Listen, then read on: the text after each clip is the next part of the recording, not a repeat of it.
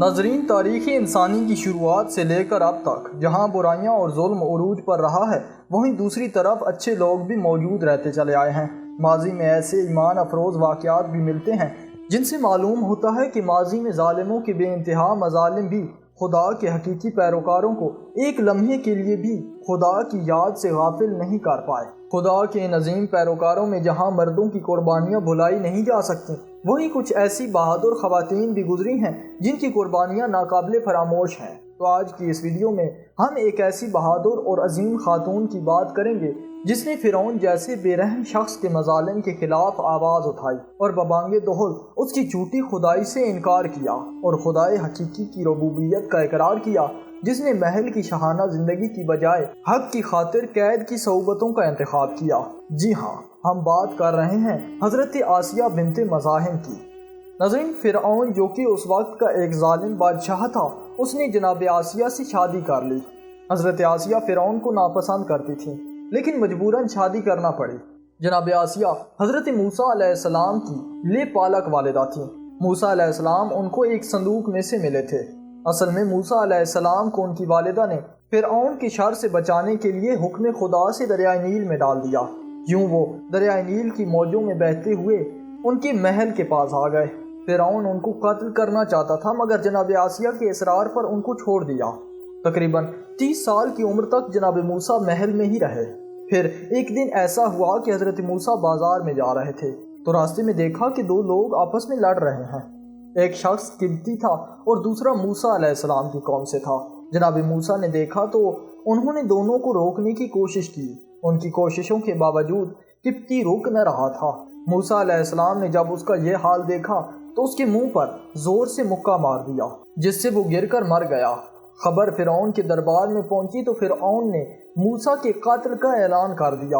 دربار میں موجود حزقیل نامی شخص نے موسیٰ کو فرعون کے ارادے سے خبردار کیا تو موسیٰ مصر سے مدین کی طرف بھاگ گئے۔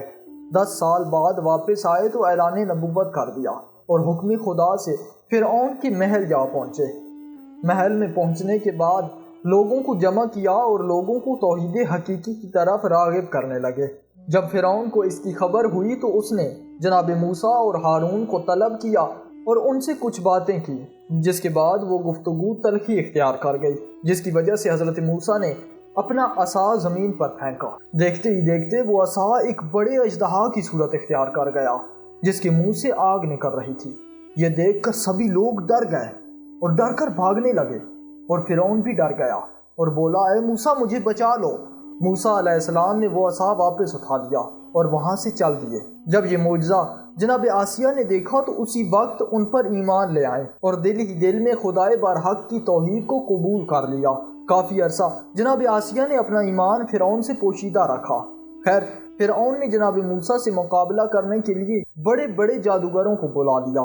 خیر، حضرت موسیٰ علیہ السلام بھی وہاں آ گئے اور اپنے عصا کی ٹیک پر کھڑے ہو گئے۔ ان تمام ساحروں نے اپنی اپنی رسیوں کو زمین پر پھینکنا شروع کر دیا۔ جو ہی رسیاں زمین پر آتی وہ سانپ کی صورت اختیار کر جاتی۔ ساری رسیاں سانپ بن کر زمین پر چلنے لگیں۔ پھر حضرت موسیٰ علیہ السلام نے بھی اپنا عصا زمین پر پھینک دیا۔ عصا کا زمین پر گرنا تھا کہ وہ ایک بڑا اژدہا بن گیا اور تمام رسیوں کو جو سانپ بنی ہوئی تھیں نگلنے لگا۔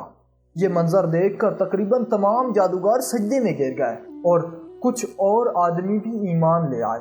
فرعون نے تمام ساحروں کو گرفتار کروا دیا اور قتل کر دیا۔ اسی دن حزقیل یا حزبیل نامی شخص، جس کو مومن آل فرعون کے نام سے بھی یاد کیا جاتا ہے، انہوں نے اپنا ایمان ظاہر کر دیا اور قتل کر دیے گئے۔ انہوں نے اپنا ایمان کئی سالوں سے چھپایا ہوا تھا اور اس دن اپنا ایمان ظاہر کر دیا۔ وہ فرعون کے خاص آدمیوں میں سے تھے۔ ان کی بیوی بھی فرعون کے محل میں ہی کام کرتی تھی اور حضرت آسیہ کی خاص خادمہ تھیں۔ جب فرعون کو ان کے ایمان کے متعلق علم ہوا تو اس نے ان کے تمام بیٹوں کو ان کے سامنے آگ میں پھینکوا دیا اور آخر میں ان کو بھی قتل کروا دیا۔ جب فرعون کا یہ ظلم جناب آسیہ نے دیکھا تو انہوں نے بھی اپنا ایمان ظاہر کر دیا اور بولی، خدا تجھے غارت کرے، تو کیا کر رہا ہے؟ فرعون نے کہا، تجھے کیا ہو گیا ہے؟ کیا تو پاگل ہو گئی ہے؟ بی بی آسیہ نے کہا، پاگل تم ہو، میں تو اپنے رب، تمہارے رب اور ساری دنیا کے رب پر ایمان رکھتی ہوں۔ اور تجھ پر لعنت کرتی ہوں۔ جب فرعون نے یہ سنا تو ان کی ماں کو بلوایا اور کہا تمہاری بیٹی پاگل ہو گئی ہے، اس سے کہو کہ یہ کہے کہ خدا موسیٰ سے بیزاری کرے ورنہ میں اسے قتل کر دوں گا۔ بی بی نے کہا تو جو چاہے مرضی کر لے، لیکن میں اپنی ایمان سے ہرگز نہیں پھروں گی۔ یہ دیکھ کر فرعون نے ان کو قید کروا دیا۔ جب فرعون کے مظالم کے بعد بھی جناب آسیہ کے ایمان میں کمی نہ آئی تو فرعون نے ان کے دونوں ہاتھوں اور دونوں پیروں میں کیلیں ٹھونک کر دھوپ میں گرم ریت پر لٹا دیا اور ان کے سینے پر بھاری پتھر رکھ دیا، جس کی اذیت سے بی بی آسیہ شہید ہو گئیں۔